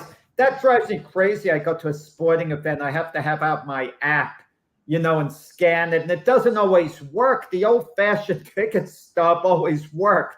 You just showed it, you got in. But now, with the apps, and then something goes wrong. I tried to go to Miami Marlin game. Something went wrong with my app. When I get to the stadium, it's, a bit of a fiasco at times. Well, and all the ticket agencies, it used to just get your ticket directly from the stadium. Now there's so many things, Ticketmaster, StubHub, SeatGeek. I remember, and it wasn't so long ago in the 90s. I was a broker. So, and I worked with other brokers, but I would have crews of people sleeping out for tickets. And we would go out there for 3-day times, 3 days at a time, where we would set up tents, and I would have people, and so I would have like a group of 12 people, 15 people with me, and you were allowed to buy 8 tickets at a time at the Ticketmaster, and you'd be sleeping out for the tickets, and I'd have them set up one every 8 or 9 people, because they would always put like 8 people in the row, and I wanted to have the first person in each one of those rows. So but you would have to do that.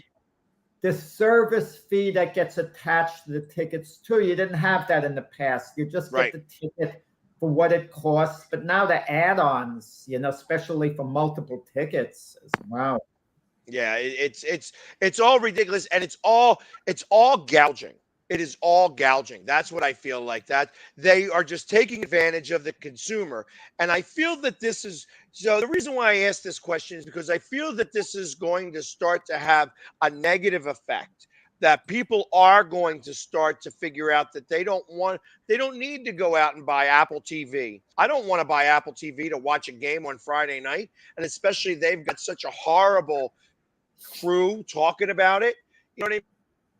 We had Hunter Pence and some other guy who, for the one Phillies game that we watched at the bar, because we were able to get it on the Apple TV because somebody had an Apple TV subscription.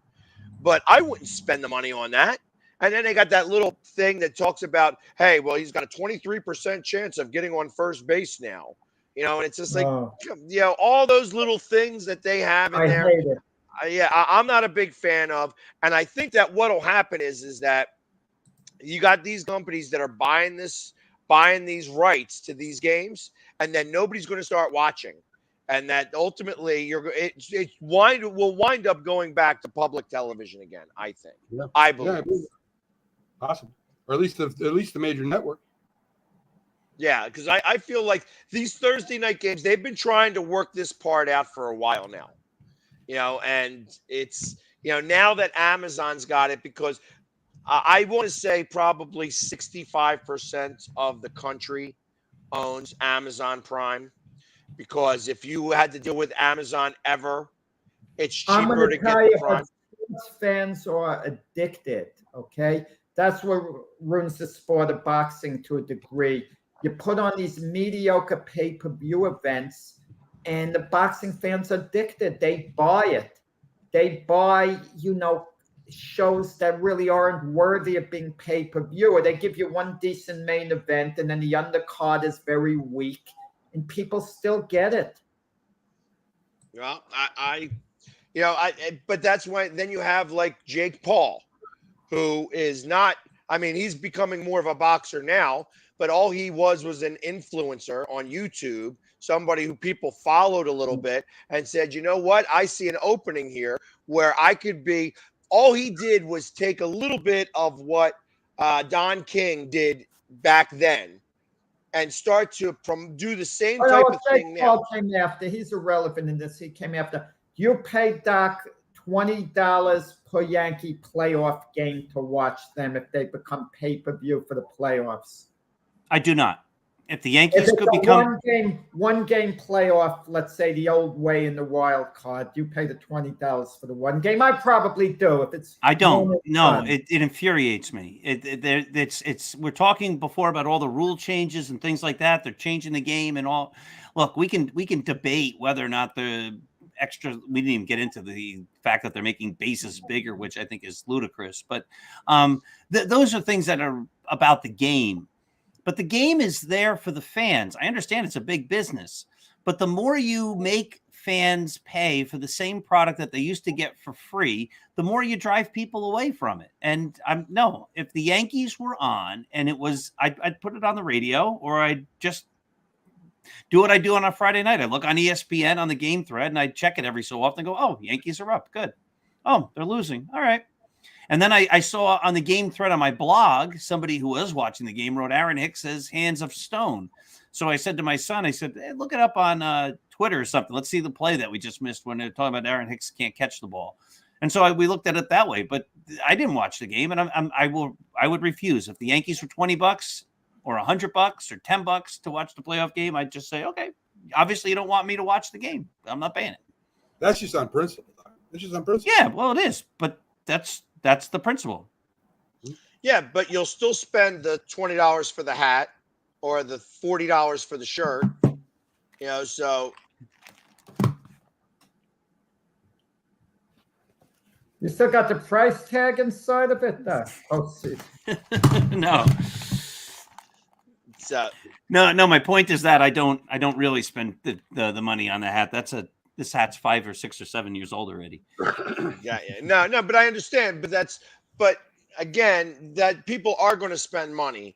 And I feel that it's becoming more and more of a challenge. You're talking to somebody now. I go to the games. So if the Eagles are playing, there's a good chance that you're going to see me there. Yep. Just because that's how I know hats are not $20. They're more like $35 now. You know what gets me? They have a pay-per-view boxing event. They charge $75. They might charge, if it's a massively major fight, up to $100.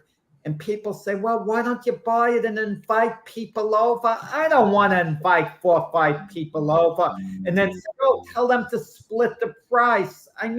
That's nearly as ludicrous as Mac and Doc saying, oh, if Judge really wants to remain a Yankee, he'll sign that deal they offered him in spring training. That wasn't ridiculous. Stuff like that. I couldn't help but get a dig at you guys. Doc, was that ridiculous? That was not ridiculous, was it? That was not ridiculous. No, I think the contract, we don't want to get into the Yankees. Pags will go nuts. But I think the contract the Yankees offered Judge was very reasonable. I thought it was very fair. Yeah. And he turned it down. And I have no problem with him turning it down. He has every right to turn it down. But it was a fair offer. He's now having a phenomenal season. Mm-hmm. And some team, and I don't think it'll be the Yankees, is going to overpay for Aaron Judge coming off a phenomenal, great MVP season. He's not going to repeat this. I mean, the odds are he won't. The betting person would say, and I don't bet, but the person looking ahead into the future would say, well, the odds are that he's definitely not going to produce like this over the period of a 8-10 year contract. But some team is going to overpay for him. I don't see Aaron Judge coming back, and I don't have any problem with that. My point on the Judge thing is the Yankees' offer to him in the offseason is going to be substantially more than they offered in spring training. Sure. And he might not take it. He might sign elsewhere. And the deal that they're going to offer him this offseason, he probably would have taken. They didn't come up with their best offer or sign him a couple of years ago when they should have had a vision the way these other teams, did with their young players like Seattle, like Julio Rodriguez, the Padres, even though he's had some off-the-field issues, Fernando Tatis, Ronald Acuna with the Braves.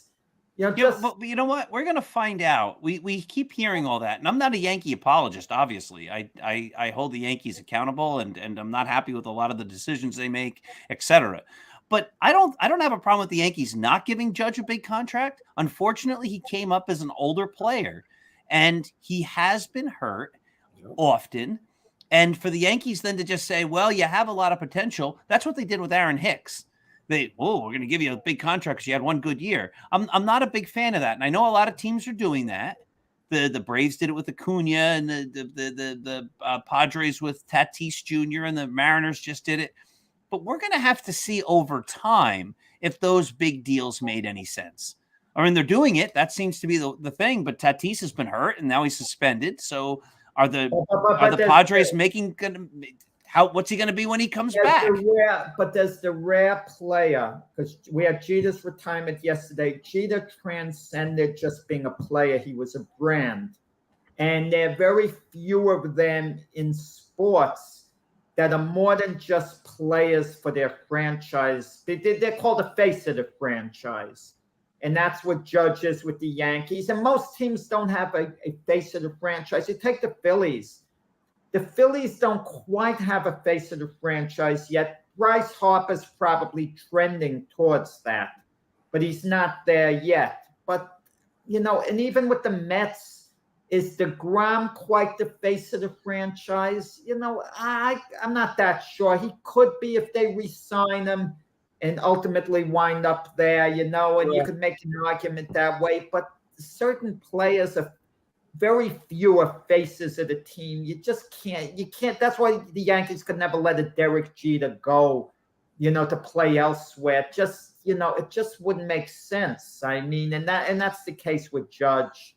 I don't think he's a Yankee next year. I forget the name of the first baseman for the Mets. Keith Hernandez. No, the first baseman for the Mets. I would Alonso? say I would say that he's the face of the franchise now. Not quite. Not on the par with Judge. Not even that. Not close yet. Not close. Not quite. Alonso could get to that at some point, perhaps, but no. I mean, Judge is that rarity. If he's not a Yankee, that's an empty feeling. You're looking at the identity of the team. That's what I mean. If you want to look at it strictly as on the field, you could make a little more of an argument, to back up what you're saying. But it's all those that outside element. You just can't let a face of a franchise go, because the Yankees if Judge leaves, they have no face of the franchise in waiting. The only player that could potentially be it down the road, who you could see who's homegrown, it would take years if Anthony Volpe turns into a major star.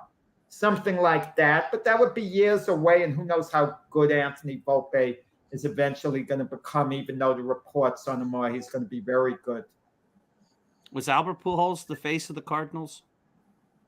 You want to know something? He was. You could argue when he was there before he went to the Angels. Yeah, he absolutely was. Yeah, he was the face. Yeah, he was one of the great players, and he left.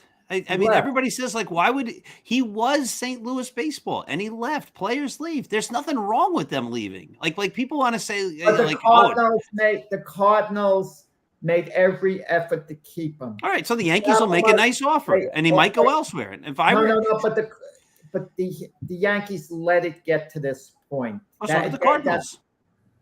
Cardinals offered him a 9-year deal, whatever. Yeah, well, listen, you could say whatever, but the Cardinals continued to be successful. I mean, after Pujols. Hey, let me ask you this for the Aaron Judge thing. This is going to be his one chance to play where he wants to play. The system is set up where you're drafted by a team. That team owns your rights for a period of time. And then if you have a long enough career and a good enough career, you then have the opportunity to be a free agent and play wherever you want and make a decision based upon where you want to play. And there's going to be a million factors in that. It's going to be who's going to pay you the most, who's going to pay you the longest, but also where do I feel the most comfortable? Where do I want to play? And which team, if you're somebody like Aaron Judge, do I see being competitive over the course of the next 7, 8, 10 years? Agreed. If Aaron Judge is looking at the 2023, 24 Yankees, he's looking going like, it's really going to be based around me. I'm like the whole team. Or I could go to the Dodgers or the Mets or the Red Sox or another team, any team, the Giants. He grew up and said he was a Giants fan when he was growing up. And maybe it wouldn't all be on my shoulders. Maybe I'd love to go home to play in California. Maybe I'd love to play for the Dodgers. And maybe he goes there. And there's nothing wrong with that. Make as much money as you can. Or play for the team you want to play. Or play for the team you think is going to be the winner. Play for the Yankees. If a player wants to go free agent, he goes free agent. Aaron Judge would have accepted the Yankee deal if they gave him a deal that was befitting of what he could get on the free agent market. 2 cases in point. Mookie Betts went to the Dodgers. They ultimately had to trade him. He let the Red Sox know, I'm going free agent. I'm not signing a deal with you. And so the Red Sox knew we can't even negotiate with the guy. We're going to have to trade him. The only way we could sign him is maybe as a free agent. Juan Soto, Nationals offered him a deal. Juan Soto didn't even come back with a counter offer because that meant I'm going free agent in 2.5 years, and that's that. But Aaron Judge his people are trying to negotiate in the offseason, okay, with the Yankees, but during spring training. So if the Yankees came up with the type of deal that they're going to offer him, I don't know what the numbers are going to be, but I'm sure the Yankees are going to up their offer very substantially. He probably would have taken that deal because there was a little uncertainty on Aaron Judge's part. He gambled on himself, but there has to be a little uncertainty how big a year he really was going to have. You know, he's human in that sense. Yeah, that's correct. Yeah. Well, we have plenty. We'll have all winter to talk about Judge. But if the Yankees offered him $35 million for 10 years, who's to say that would have been a good deal? He would have. You want to know something? He would have taken that. But do you want to pay him? That my point is, do you want to pay him $35 million for 10 years going forward? Had they offered him $37 million a year for 8 years, okay? I wouldn't have paid that. I wouldn't have made that offer. I think the Yankees were smart not to make that offer. And Carlos is putting up remarks. I don't know what world he lives in about Judge and $5 million and only, and that's guaranteed. I mean, I don't know. 5 years. 5 years only guaranteed. He's not saying $5 million. He's saying 5 years. That he'll only get 5 years. Again, so we started out with the Yankees. We end with the Yankees. Poor Bags. I'm sorry. The truth of the matter is that I think that Judge is going to go somewhere else. He's probably going to go to the Mets, and then that means we're going to get DeGrom in Philadelphia. Because, as much as you'd love to think that the owner of the Mets is just going to throw away $1 billion, he ain't going to do it like that. He's not going to be able to pay for everybody, and DeGrom's going to be in Philly. So that's how I see the landscape happening. That all being said, our 2 hours is up here. They said we start with the Yankees, we end with the Yankees, but it was a fairly lively show, minus a little bit of pumpkin spice talk. Jack I'm gonna go get some candy corn. That Jack was not real happy about. Candy corn. So, but everybody, Thank you again for tuning in, and tune in tomorrow as they do. I'm not going to be hosting the show. It's going to be Mac, Jack, and Jim this Sunday in football, and I'll be stopping on in all of my splendor as the Philly sports guy here in Detroit. So everybody, have a great weekend, and we'll see you tomorrow.